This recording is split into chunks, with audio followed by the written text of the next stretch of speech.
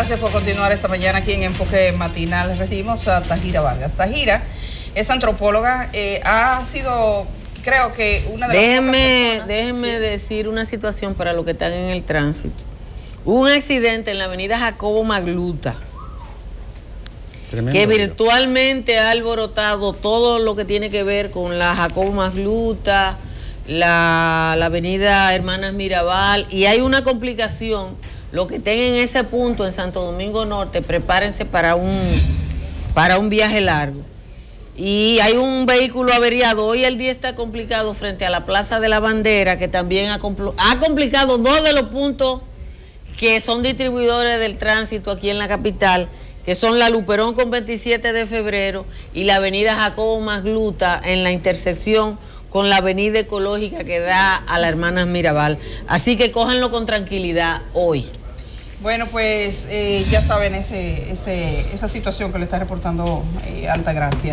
Entonces les comentaba que Tajira ha realizado 2 estudios, de los que yo tenga noticia, ya nos dirán sin más, pero 2 estudios sobre el tema de la discriminación que se da, porque hay discriminación, y ella también una valoración en sentido nos dará en las escuelas, sobre todo públicas, con el tema del peinado, el cabello, el manejo, las políticas que se adoptan. Muy buenos días, Tajira, gracias por estar acá. Quisiéramos que comenzáramos con el más reciente de los estudios que has hecho y que explicara un poco el contexto de tus hallazgos. Sí, buenos días, Edith. De los estudios que yo he hecho, realmente hay muchos estudios que yo he hecho que no necesariamente han sido dirigidos a las escuelas públicas y que tratan el tema. El tema sale incluso en los estudios, en el estudio que yo hice para la ONE, para la Oficina Nacional de Estadística, que se llama Perspectivas de la Educación Media y está publicado en la página web, donde se plantean las causas por las cuales muchos estudiantes de ambos sexos desertan de las escuelas. Y una de las causas es la situación de discriminación que viven en muchos centros educativos, tanto la población femenina como la población masculina. Ese problema no es reciente, es un problema que sale en estudios que hicimos en el 2009-2010 para Plan Internacional en Escuelas Públicas, que también fue publicado, que se llama Violencia en la Escuela, y ya salían los problemas que se dan de discriminación con respecto a los accesorios, el cuerpo, el pelo y demás. El problema ha ido agudizándose y cada vez la situación es peor para las niñas, las adolescentes y para los mismos muchachos. Hay muchachos que te plantean que se le está pidiendo un corte de pelo que es militar. Volvemos a la era de Trujillo. Exactamente. Y a las muchachas las están sacando por un problema del pelo rizo, lo que ellos le llaman pajón, ¿no? Que es un término discriminatorio. La están sacando no solo por el pelo, la sacan por accesorios en el pelo, por utilizar pañuelos, por utilizar vendas, por utilizar aretes, argollas que son grandes, que ellos consideran que eso afecta el aprendizaje. Utilizar incluso collares, esmaltes de uña también. Por eso también. Sí.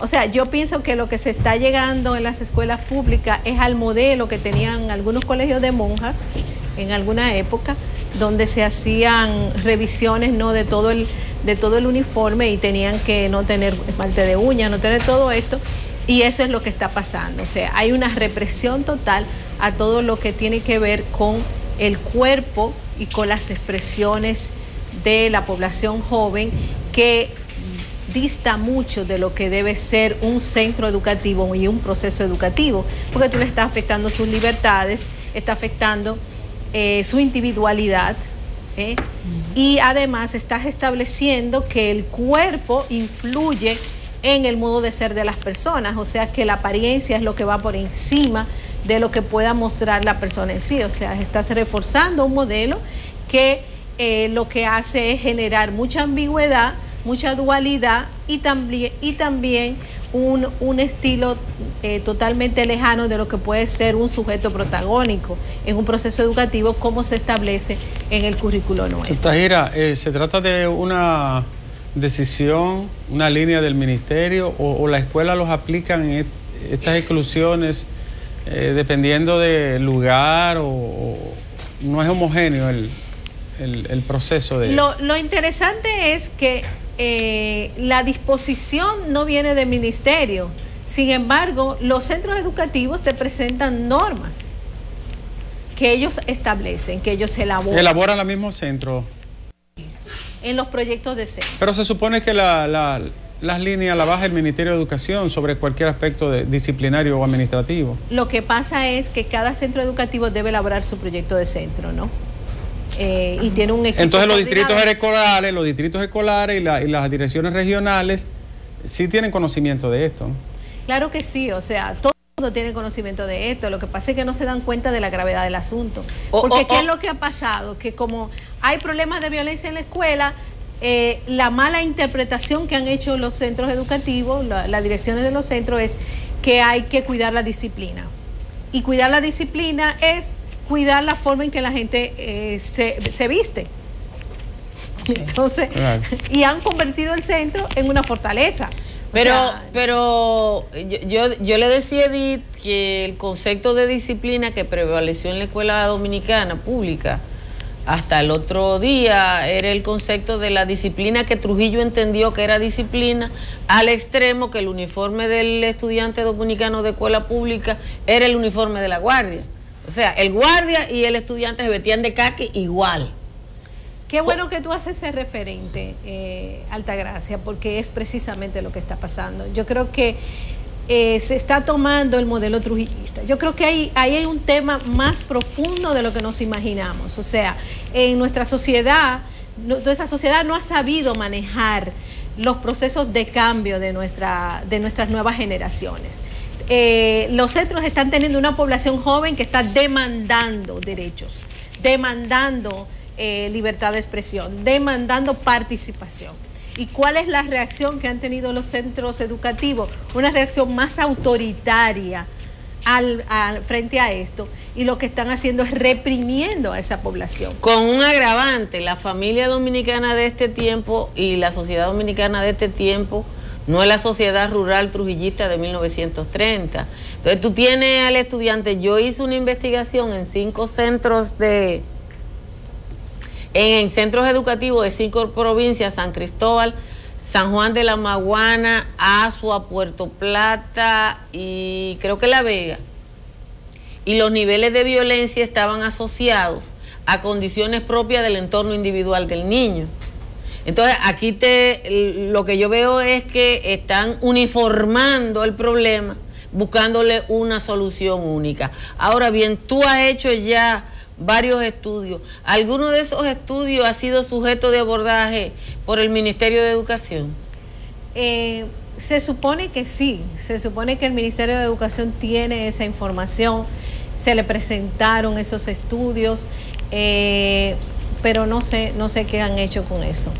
Incluso desde el 2010, en el 2010 hubo una reacción fue totalmente contraria, mucha resistencia por el ministro del momento cuando hicimos el estudio de violencia en la escuela, que era Melanio Paredes, quien negó el que había violencia en la escuela. Sí, es que es una actitud. A mí me decía una representante de un organismo internacional que ante el problema de la explotación sexual y comercial de niños y niños, la respuesta de una de las personas de más alto nivel en el gobierno dominicano fue: eso no pasa aquí. No. Y ya cuando ella dijo eso no pasa aquí, se resolvió el problema. Taira, que es experta en esto, sabe cómo se enfoca desde los estudios de Michel Foucault. Miren, señora, el hecho de ponerle uniforme a los muchachos, sentarlos uno detrás del otro, en fila, la vieja norma de las escuelas tradicionales, incluso de hasta poder castigarlo, todavía ese fermento de ese histórico de práctica, yo le llamo nuestro feliz periodo medieval. Todavía no ha sido superado. Hay gente que cree que eso es pecaminoso, que eso degenera, que eso... Sin embargo, el que anda bien vestido, el que anda limpio, el que anda con un saco, puede ser el delincuente o el capo más grande y la gente no puede estigmatizarlo, porque es una construcción antropológica, cultural demasiado poderosa. Y para la gente eso es impensable, Taira. Y es difícil desmontar eso, ¿no? Sí, no, y además lo que pasa es que nosotros somos un país que es supuestamente democrático, ¿verdad? Constitucionalmente democrático, pero la democracia no ha escalado culturalmente. Nosotros no hemos generado cambios culturales hacia una democracia, ni en las familias, ni en los centros educativos, ni en los espacios laborales, porque este problema del pelo no es solo de los centros educativos. Este problema del pelo se está dando en bancos comerciales. No, y la policía detiene a los muchachos por eso. Pero te estoy hablando del sector privado. También. O sea, yo sé de personas que trabajan en bancos que la obligan a ir al salón, a alisarse el pelo, ¿me entiendes? Entonces, esto es un problema que como sociedad estamos viviendo, que es un proceso de resistencia al cambio. Entonces, la resistencia al cambio lo que está generando es posiciones cada vez más conservatorias de vuelta atrás. O sea, esta población adulta, que tiene una concepción adultocéntrica de la sociedad, entiende que volviendo atrás, volviendo a los modelos al modelo trujillita que le tocó a ellos. Exactamente, se puede lograr una sociedad supuestamente mejor, y eso es falso. Pero hay un aspecto que quisiera, Tahira, como antropóloga, que nos hablara, es un tanto el tema de la identidad, de quiénes somos nosotros, de cómo las personas afectadas son precisamente sobre todo las mujeres y las personas de color, más que nada, porque es un problema con el pelo rizo de modo particular. Exactamente. Quisiera también aprovechar, le voy a hacer todas las preguntas juntas, que nos dijera el radio de el tiempo en el que hizo su último estudio y la cobertura, o sea, la cobertura de los centros. Y tengo entendido que también afecta a veces a maestras. Ayer me escribió una maestra y me dijo, óyeme, ustedes dicen que es el personal educativo. Yo me decidí dejarme mi pelo rizo y ella decidió no hacer la denuncia por una razón, porque ha tenido que ir hasta el distrito, o sea, escolar. Y esa escuela ha tomado una decisión de respetar ese derecho, pero se puede encontrar expresiones discriminatorias de manera permanente, y ella lo que es maestra. Entonces me gustaría, así en ese orden que fuera usted diciendo, ¿no? El tema de la identidad, el tema incluso de que afecta a maestros, y el radio, la cobertura del estudio que usted ha realizado. Sí, mira, el radio y la cobertura del estudio, de los estudios que estoy mencionando, es en varias provincias del país. Estamos hablando de Santo Domingo, estamos hablando de Santiago, estamos hablando de la provincia de Espaillá, estamos hablando de Higüey, La Romana, estamos hablando del sur, específicamente en el caso de San Juan, Azua, Barahona. Entonces estamos hablando de toda esta parte, de toda esta población. San José de Ocoa también. Entonces, este estudio, con respecto al tema de la identidad, yo creo que el punto clave es esa negación. O sea, realmente, definitivamente, a pesar de que en el currículo nuestro hay todo un énfasis en el tema identitario, en el rescate de la identidad, en fortalecer la identidad, porque todos sabemos que la identidad es clave para la cohesión social.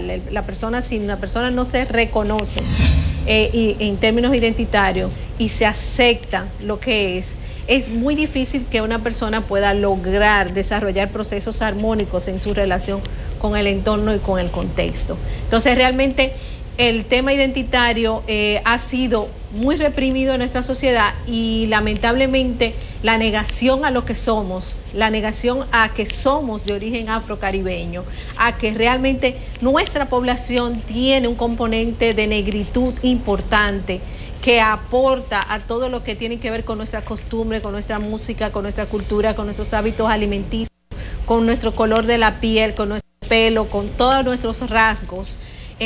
Y eso se ha negado y se condena y se sanciona, pero eso también es una vuelta al trujillismo. O sea, eso es un regreso. O sea, lo que estamos viendo definitivamente es cómo el modelo trujillista está calando en términos educativos, y eso es muy peligroso.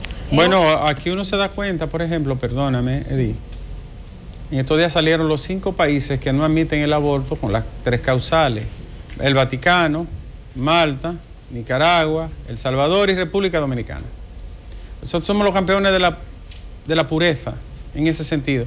Y yo lo que veo en esto, Taira, no sé qué tú piensas, viendo el conjunto de estos comportamientos, aquí hay un regresionismo tremendo a valores y a moldes conservatistas, ¿no?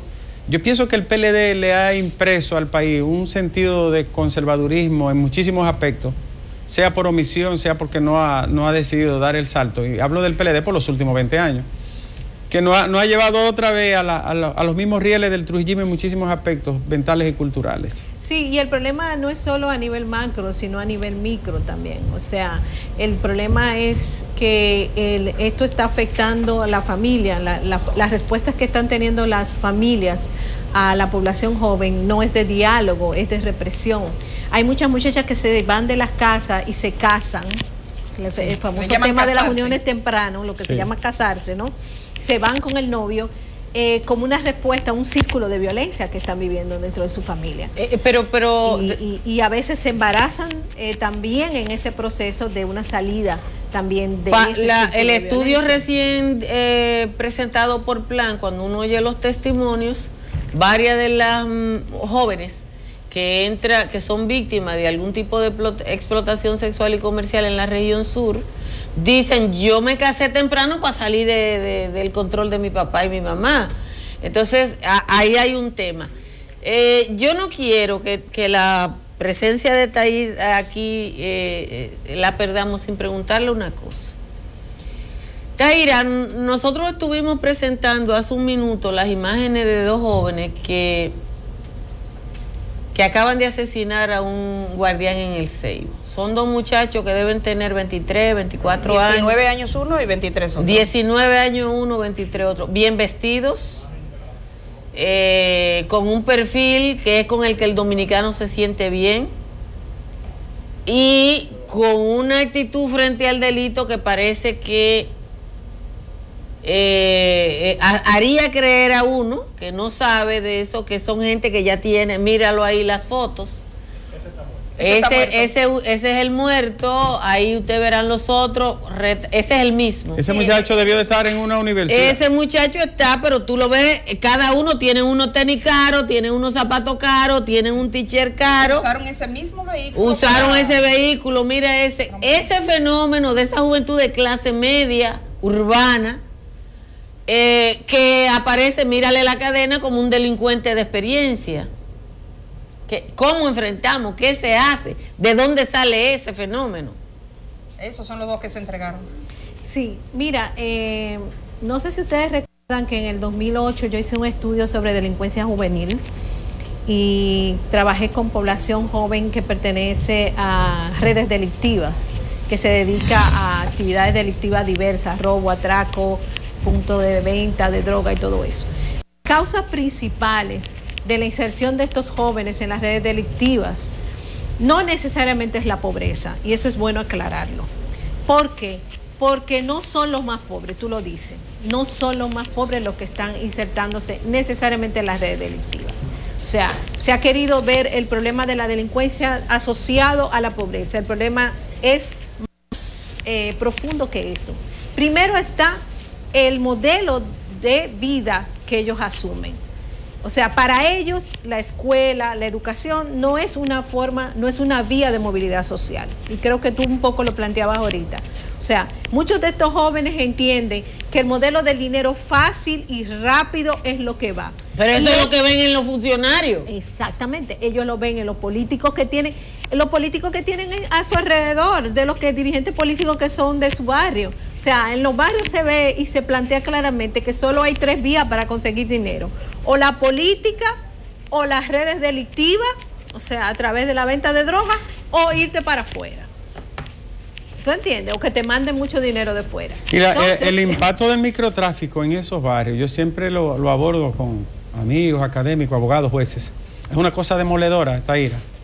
Mantienen familia, compran tanque de gas, si se muere uno, cubren los rezos, el entierro, pagan estudios, compran abanico, compran cualquier ajuar, ayudan a pagar alquileres, deuda. O sea, el microtráfico ha hecho una verdadera suplantación del Estado en muchas de esas zonas. Claro, ¿y qué es lo que sostiene el microtráfico? ¿Por qué el microtráfico no se erradica? Por el mismo problema de impunidad.